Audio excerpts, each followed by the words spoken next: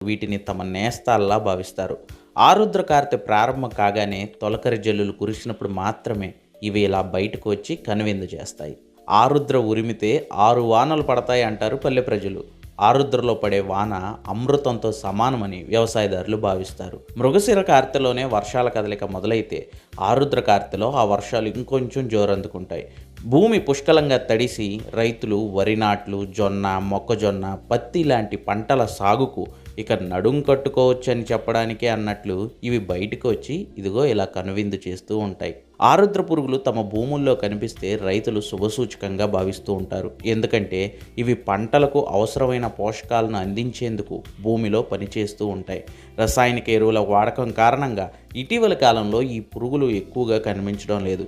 అయితే సేంద్రియ వ్యవసాయం చేసే పొలాల దగ్గర మాత్రం ఇలా సందడి చేస్తూ గుంపులు గుంపులుగా కనుల విందుగా కనిపిస్తాయి. సేంద్రియ పద్ధతుల